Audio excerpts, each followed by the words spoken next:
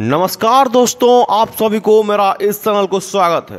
तो दोस्तों, आज हम सुनने वाले हैं एक बहुत ही अच्छा सा स्टोरी जिसका नाम है समय कितना भी बुरा हो।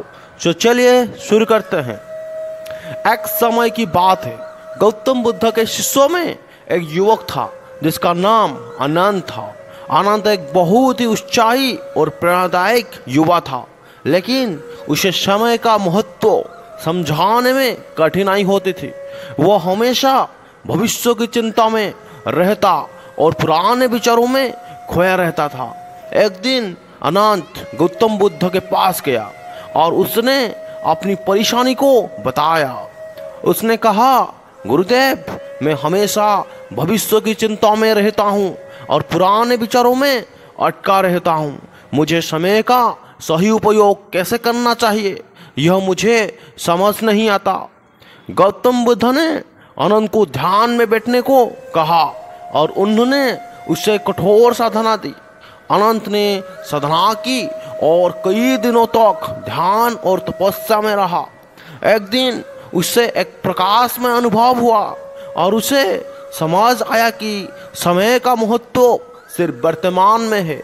उसका मन शांत हुआ और उसने अपने गुरु के पास जाकर कहा, गुरुदेव, अब मैं समय के महत्व को समझ गया हूँ। समय यहाँ और अब है, भविष्य की चिंता करने से कुछ नहीं होगा। गौतम बुद्ध ने उसे आशीर्वाद दिया और कहा, अनंत, तुमने समय का सही महत्व समझ लिया है। समय के साथ साथ चलने का सीखो और अपने जीवन को पूरी तरह से वर्तमान में जियो। अनंत ने इस अनुभव से बहुत कुछ सीखा। उसने अपनी जिंदगी में बदलाव किया और समय का सही उपयोग करने लगा। इसका अनुभव दूसरे को भी प्रेरित किया और वे भी अपने जीवन में समय को महत्व देने लगा।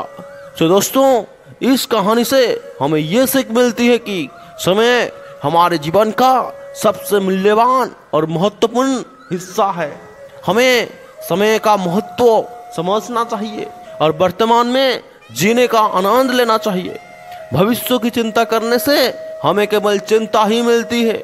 वही समय का सही उपयोग करने से हम जीवन में सफलता प्राप्त कर सकते हैं। नमस्कार दोस्तों।